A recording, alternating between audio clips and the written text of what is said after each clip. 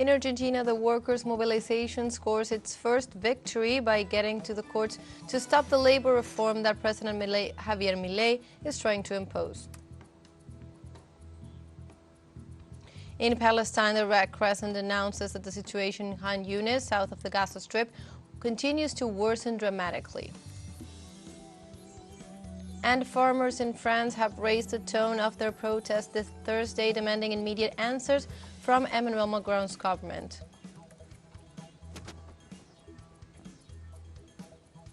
Hello, welcome to From the South. My name is Belén de los Santos, and from the TeleSUR studios in Havana, Cuba, we begin with the news. The workers' mobilization in Argentina scores its first victory by getting to the courts to stop the labor reform that President Javier Milei is trying to impose. 6 articles of the Decree of Necessity and Urgency, also known as the DNU, were declared invalid by the National Labor Magistrate. Liliana Rodriguez Fernandez accepted a motion of protection filed by the General Labor Confederation. The ruling invalidates Articles 73, 79, 86, 87, 88, and 97 of the DNU. All of them refer to the regulation of the form of payment of salaries, treatment of overtime, and collective bargaining agreements. These articles will only be enforced if the Congress ratifies them before February 15th. And also in Argentina, the Secretary General of the Confederation of Labor, CGT, Héctor Daer, stated that workers would continue to defend their rights.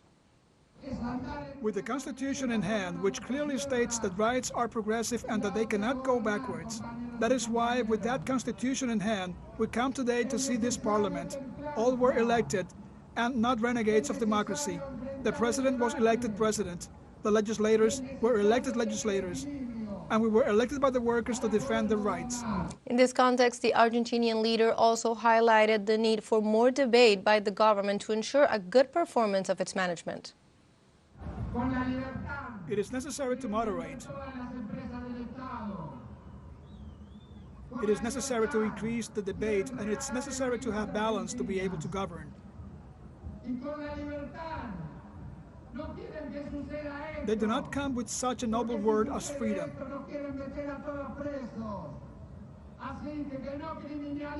All peoples fight for freedom, and here freedom is used to destroy the updating formula.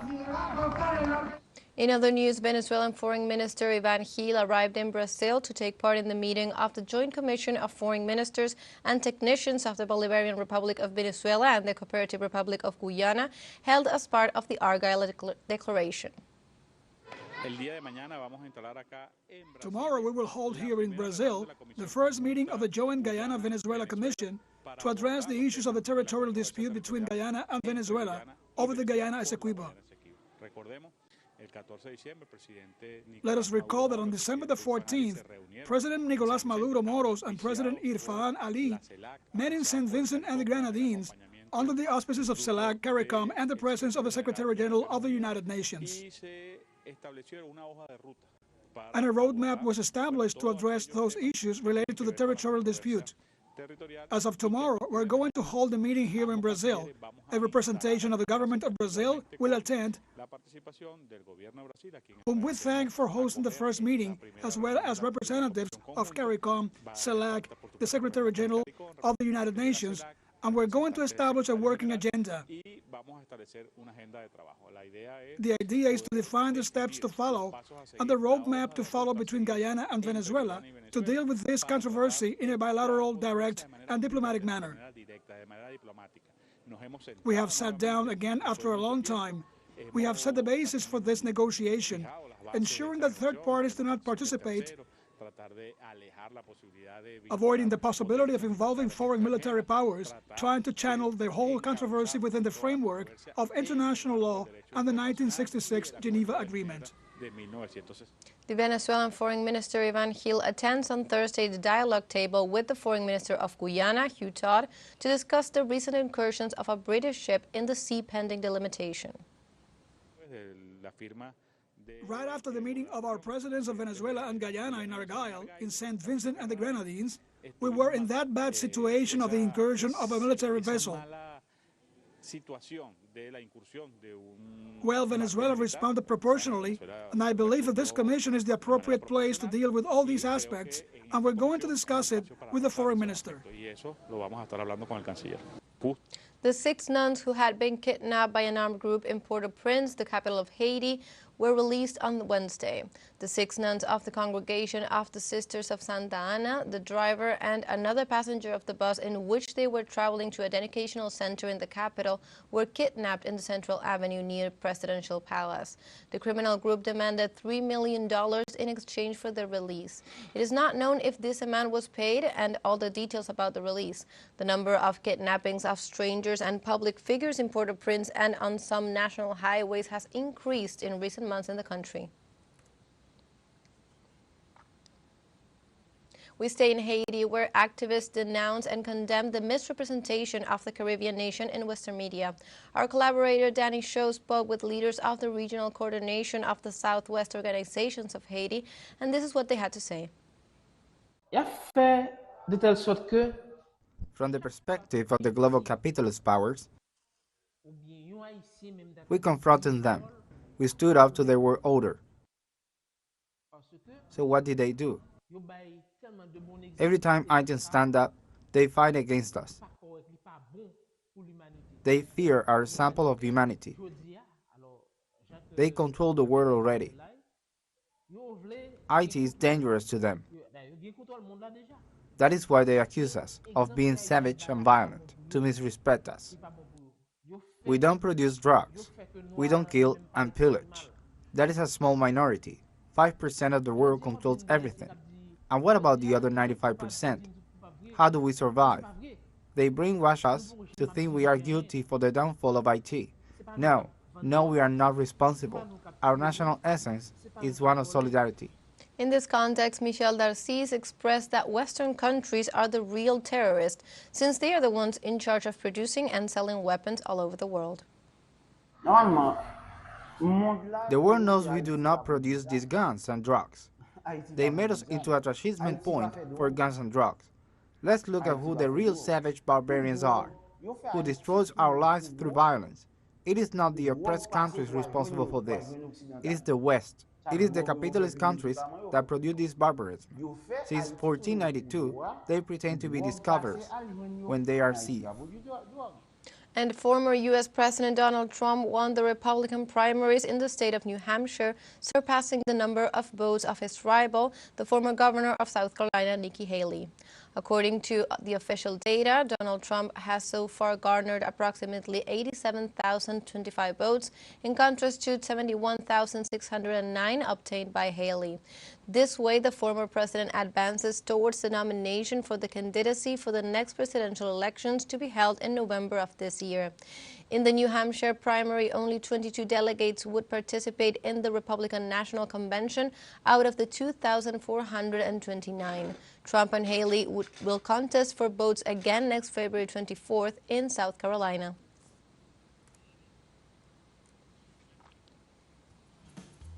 Now let's take a short break, but remember you can join us on TikTok at TeleSUR English, where you will find news in different formats, news updates, and more.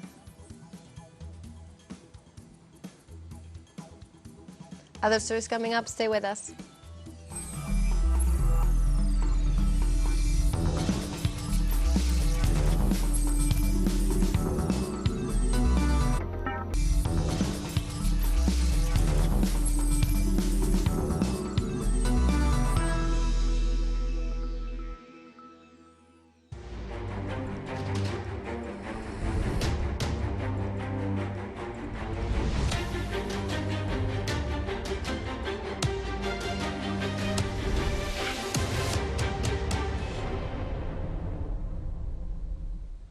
Welcome back. In Palestine, the Red Crescent announces that the situation in Han Yunis, south of the Gaza Strip, continues to worsen dramatically. Jagan Chapkan, the Secretary General of the International Federation of the Red Cross and Red Crescent Societies, expressed his concern. He affirmed that the headquarters had been attacked by the troops of the occupant. In the bombing on Wednesday, 3 civilian shelterings in their facilities were killed. The United Nations office in Gaza ratified this situation, assuring that the hospitals Al-Nasser, Al-Amal, and Al-Aqsa and the Red Crescent ambulance headquarters are completely besieged. No one can leave or enter, including 400 kidney patients requiring urgent treatment. And in Gaza, Palestinians are waiting for the international community to finally intervene in a situation that worsens by the day as Israel continues to attack southern Gaza, forcing people to flee to an overcrowded Rafah. Our correspondent Noor Harasin is in Rafah with the latest updates. Palestinians are now in Gaza looking forward to the 28th of this month, waiting to see if the Lahai International Court will come up with something that will actually put pressure on Israel. This is what Palestinians are actually looking forward. If it's negotiations, if it's the international court, if it's some country or the UN intervenes somehow, what Palestinians are looking forward now is a complete ceasefire, a long-term truce that would bring peace to Gaza, especially now after the very bad humanitarian situation here in Gaza. We're talking about more families, actually thousands of Palestinian families that started fleeing Khan Yunis to Rafah. So now Rafah is a very crowded city. What is happening here is unbearable. It is unacceptable in all human rights. Palestinians are actually fighting over food, over flour, over even water. They do not even have their basic necessities, and we are getting reports actually of people dying out of hunger and thirst. So yes, Palestinians are looking forward for someone somehow to put a pressure on Israel, at the same time talking about the battles on the ground. And in the latest, the Israeli army actually attacked one of the supposed safest places in Gaza, the UN training center, Al-Sina'a, Khan Yunis, and it is one of UN's biggest headquarters here in Gaza. It is a training center, and there is also tens of storages for aid. Tens of thousands of Palestinians took shelter inside this facility. However, now they are under Israeli attacks. According to the Palestinian Health Ministry, 14 people were killed in that Israeli attack on the UN training center, while more than 70 were reported injured. Noor Harasin, TeleSUR, Gaza. Hundreds of protesters blocked Tel Aviv's main highway on Wednesday night, calling on the government to secure the immediate release of more than 100 hostages in the Gaza Strip. The march was part of the National Day of Rage led by women's group under the slogan "Women Demand Life." The rallies extended throughout the day and across the nation, with the main demonstration being downtown Tel Aviv. The demonstrations were the latest show of displeasure with the government by families of hostages and their many supporters. The protesters say the hostages are in danger and time is running out on them to bring them home safely. Police cleared the marchers off the Al-Ayan highway before the crowd gathered outside the nearby building where the Israeli Military and Defense Ministry are headquartered. And Palestinian people suffer from Israel's restrictions on the delivery and distribution of humanitarian aid in the Gaza Strip. The president of Egypt, Abdel Fattah el-Sisi, declared that although the Rafah border crossing with Gaza remains open, the occupation forces maintain control and restrictions to delay the delivery of humanitarian aid. Furthermore, the Egyptian president affirmed that it is a strategy on the part of Israel to put pressure on the release of more hostages. On the other hand, the United Nations World Food Programme also affirmed that the limitations on the access of humanitarian aid on the part of Israel prevent supplies from reaching the most affected areas of Gaza. And the Russian Foreign Minister Sergei Lavrov affirmed that the United States blocked all the initiatives of the Security Council that sought to put an end to the bloodshed of the Palestinian people. The Council has failed to come out with an adequate response to this truly fateful challenge, and we know the reason from this from the U.S. positions. The United States has blocked all efforts and initiatives aimed at ending the bloodshed in the occupied territory. The amazing thing is how widespread U.S. diplomacy is. It oscillates between vetoing ceasefire resolutions and, at the same time, calling for a reduction in the intensity of hostilities in Gaza. This undoubtedly serves as a carte blanche for the ongoing collective punishment of the Palestinians. In the same sense, Iranian Foreign Minister Hossein Amir-Abdollahian condemned the complicity of the United States with the genocide perpetrated by Israel and rejected the attacks on Yemen. The United States repeatedly expresses great concern over this spillover of tension in the region, yet continues to fully support the Israeli regime's war machine and even violates Yemen's sovereignty and expands the scope of the conflict. The United States must take responsibility for its consequences. Meanwhile, the Israeli government acknowledged on Wednesday that its economy has been affected by attacks by Yemeni armed forces on commercial vessels linked to Tel Aviv operations. According to local media, the Israeli port of Eilat has experienced at least $3 billion in direct economic losses, as the import and export of goods to and from Israel has been affected by the attacks on ships in the Red Sea. According to the Israeli sources, the transshipment scope of all Israeli seaports was significantly reduced by 70%. In turn, the Houthis claim that the operation started on November 14th will continue until the end of Tel Aviv's illegal war in the Gaza Strip. In Yemen, Houthi authorities ordered U.S. and British United Nations personnel and humanitarian organizations to leave the country within a month. The decision follows U.S. and British attacks with the support of other nations on the group's military assets. The United States claims that the military action intends to stop attacks on international shipping in the Red Sea, while the Houthis state that their attacks are in solidarity with the Palestinians after Israel's aggression against Gaza. And we have a second short break coming up, but before we invite you to join our WhatsApp community for our English-speaking audience. You can scan the QR code on screen to join directly and also share the link to reach more people. Constant news coverage of Latin America and the Caribbean, as well as the rest of the world. Stay connected and informed with TeleSUR. Final short break. Don't go away.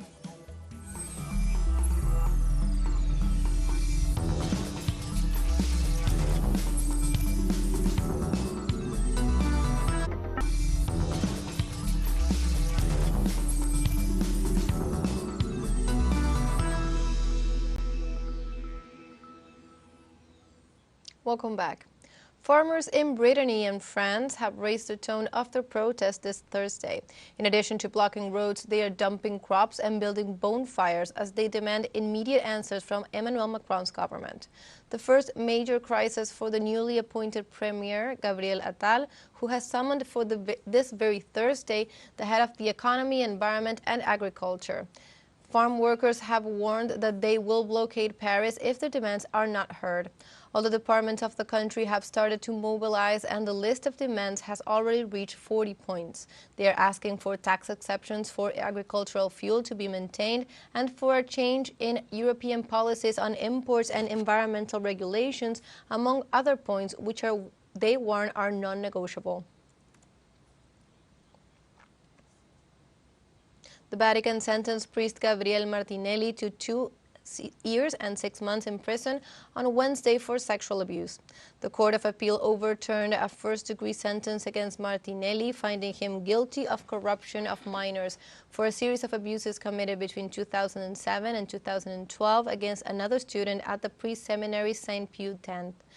For her part, the victim's lawyer highlighted the importance of this sentence, describing it as historic, demanding justice for her client, who has experienced years of suffering. The conviction, the first of its kind in the Vatican territory, represents a significant step in the fight against sexual abuse in the Church, demonstrating the commitment of the ecclesiastical justice system to address this type of case. The president of Turkey, Recep Tayyip Erdogan, together with his Iranian counterpart Ebrahim Raisi, agreed on the need to avoid measures that would further threaten the security and stability of the region.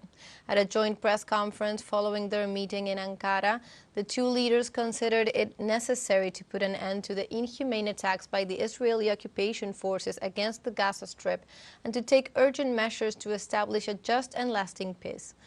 The leaders exchanged views on the recent social and political development in Syria, Iraq, Afghanistan, and the Southern Caucasus. To date, Ankara has sent more than 30,000 tons of humanitarian aid to the Palestinian people since the beginning of the attacks from the Tel Aviv on the Gaza farm. On Wednesday, a fast train collided with a truck in eastern Czech Republic, killing one person and injuring at least 19 people.